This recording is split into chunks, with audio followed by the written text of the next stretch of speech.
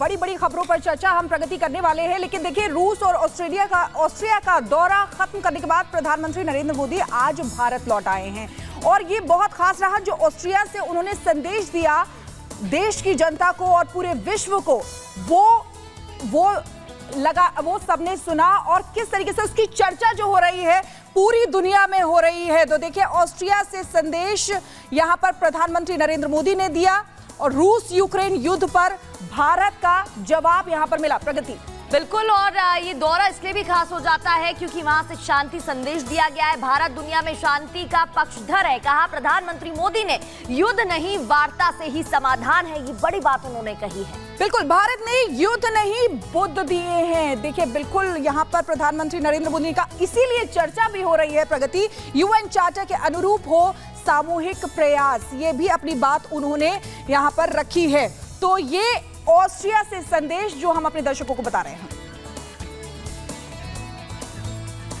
तो रूस और ऑस्ट्रिया का दौरा खत्म हो चुका है और प्रधानमंत्री की वापसी भारत में हो चुकी है। लौटने वाले हैं, माफ कीजिए, आज लौटेंगे। लेकिन ऑस्ट्रिया से पीएम मोदी ने जो संदेश पूरी दुनिया को दिया वो बेहद महत्वपूर्ण है, उसके ऊपर चर्चा भी हो रही है। लेकिन क्या कुछ संदेश दिया गया समाधान और शांति के लिए, क्या कुछ उन्होंने कहा है, बताएंगे आपको।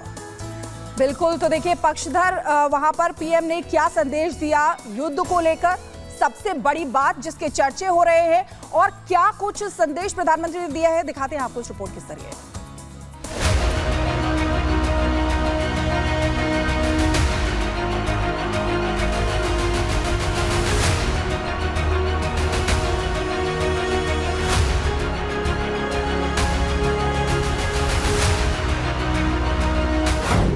रूस ऑस्ट्रिया में छा गए मोदी।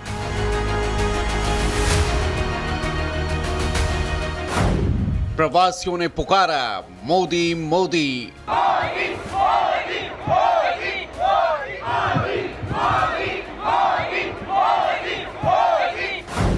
दुनिया के सामने भारत की बात। आज का भारत जो लक्ष्य ठान लेता है वो पूरा करके ही रहता है। युद्ध नहीं, वार्ता से ही समाधान। समस्याओं का समाधान रणभूमि में नहीं हो सकता।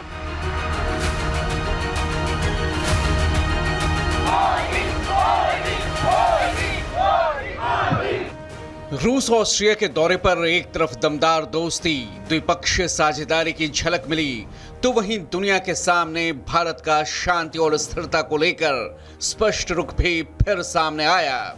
रूस में जहां पीएम मोदी ने राष्ट्रपति पुतिन के साथ बातचीत में साफ साफ दोहराया कि जंग के मैदान में समाधान मुमकिन नहीं, तो वहीं ऑस्ट्रिया की धरती से भी भारतवंशियों के बीच ताल ठोक कर कहा कि हिंदुस्तान ने दुनिया को युद्ध नहीं बुद्ध दिए हैं। हजारों वर्षों से हम दुनिया के साथ नॉलेज और एक्सपर्टाइज शेयर करते रहे हैं। हमने युद्ध नहीं दिए, हम सीना तान करके दुनिया को कह सकते हैं हिंदुस्तान ने युद्ध नहीं बुद्ध दिए हैं।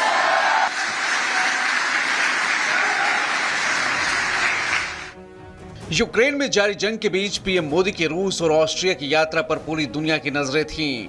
पुतिन के साथ पीएम मोदी के गले मिलने की तस्वीरों ने चीन और पाक का ही सीना छलनी नहीं किया, बल्कि जेलेंस्की का भी दिल जला। जेलेंस्की ने पीएम मोदी की पुतिन के साथ मुलाकात पर सवाल उठाए तो अमेरिका ने भी साफ तौर पर मान लिया कि आज की तारीख में अगर पुतिन को युद्ध से कदम पीछे हटाने के लिए कोई देश तैयार कर सकता है तो वो भारत ही है। पुतिन और मोदी की केमिस्ट्री की दुनिया कायल है और दुनिया के सामने पुतिन की मौजूदगी में पीएम मोदी ने विश्व शांति के लिए जंग नहीं बल्कि वार्ता की बात दोहराई और खुद रूसी राष्ट्रपति पुतिन ने यूक्रेन में जारी जंग को खत्म करने के लिए और शांति स्थापना के लिए भारत के किए जा रहे प्रयासों की जमकर सराहना की। रूस के साथ साझा बयान में पीएम मोदी ने आतंकवाद के खतरे का जिक्र कर पाकिस्तान को भी साफ संदेश दिया कि आतंकवाद के खिलाफ भारत और रूस समेत पूरी दुनिया एक साथ है। पिछले 40-50 साल से भारत आतंकवाद को झेल रहा है। आतंकवाद कितना भयानक होता है, कितना घिनौना होता है, तो हम 40 साल से भुगत रहे थे। ऐसे में जब मॉस्को में आतंकवादी घटनाएं घटी, दोगेस्तान में आतंकवाद की घटनाएं घटी, उसका दर्द कितना गहरा होगा इसकी मैं कल्पना करता हूं, और मैं हर प्रकार के आतंकवाद की घोर निंदा करता हूं। वहीं ऑस्ट्रिया के साथ साझा बयान में भी यूक्रेन विवाद में शांतिपूर्ण समाधान के लिए किसी भी सामूहिक प्रयास के समर्थन की बात कही गई। भारत और ऑस्ट्रिया के साझा बयान में कहा गया कि यूक्रेन में युद्ध के संबंध में दोनों नेताओं ने अंतर्राष्ट्रीय कानून और संयुक्त राष्ट्र चार्टर के अनुरूप शांतिपूर्ण समाधान की सुविधा के लिए किसी भी सामूहिक प्रयास का समर्थन किया। दोनों पक्षों का मानना है कि यूक्रेन में व्यापक और स्थायी शांति प्राप्त करने के लिए सभी हितधारकों को एक साथ लाने और संघर्ष में दोनों पक्षों के बीच एक ईमानदार और गंभीर जुड़ाव की आवश्यकता है। रूस और ऑस्ट्रिया की यात्रा के दौरान प्रवासियों से पीएम ने संवाद में शांति और स्थिरता को लेकर भारत के दृष्टिकोण को सामने रखा। वियना में भारतीय मूल के लोगों को संबोधित करते हुए पीएम ने याद दिलाया कि कैसे विविधता में एकता और बहुलता दोनों देशों को जोड़ती है। हम दोनों समाज मल्टीकल्चरल और मल्टीलिंगुअल है।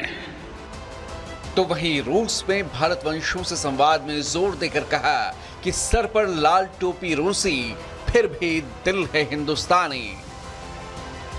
ये रिश्ता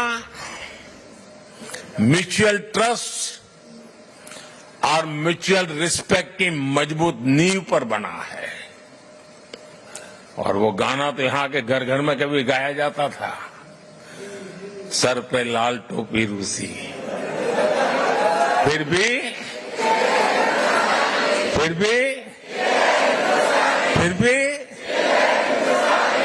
ये गीत भले ही पुराना हो गया हो, लेकिन सेंटिमेंट्स एवरग्रीन है। और पीएम मोदी के अंदाज ने लोगों का दिल जीत लिया। 41 साल बाद ऑस्ट्रिया में किसी भारतीय प्रधानमंत्री ने अपने कदम रखे थे तो जनता का जोश हाई था। ये वंस इन जनरेशन ऐसे पीएम आते हैं जो आपको पता चलता है कि जब जिस तरह वो बात करते हैं, अपने आप को प्रेजेंट करते हैं, ये इन द वर्ल्ड दुनिया में आपको हर किसी के पास ये पावर नहीं होती है। हम लोगों को आज की तारीख में अलग नजर से देखे जाने लगा है, बिकॉज हम लोग बहुत ज्यादा इंडिया की ग्रोथ के हिसाब से हम लोगों का भी ऑनर बहुत ज्यादा बढ़ गया है। आई एम रियली प्राउड कि मोदी जी हमारे प्राइम मिनिस्टर हैं और आई एम वेरी प्राउड कि वो यहाँ पे आए। जब जिस दिन से पता चला कि मोदी जी आने वाले हैं तो जैसे कि अब लग रहा है कि कोई सपना पूरा हो गया। और जो उन्होंने इंडिया के लिए किया है और जो सबसे ज्यादा जो उन्होंने सनातनियों को गर्व की अनुभूति करवाई है, उससे बढ़ के कुछ नहीं हमारे लिए। यहाँ पे आके मुझे बहुत ही अच्छा लगा और प्राइम मिनिस्टर सर से मिलके एक नई खुशी का एहसास हुआ। हमारे प्रधानमंत्री नरेंद्र मोदी जी एक हमारे हिंदुस्तान की किंग है, वो बब्बर शेर हैं, शेर नहीं बब्बर शेर हैं। जाहिर है पीएम मोदी की लोकप्रियता का डंका दुनिया में बज रहा है। तीसरी पारी में भारत को दुनिया की तीसरी सबसे बड़ी अर्थव्यवस्था और 2047 तक विकसित भारत बनाने के मिशन में मोदी लगातार जुटे हैं और दुनिया में शांति के लिए भारत की जिम्मेदार भूमिका निभा रहे हैं। Bureau report, Republic Bharat.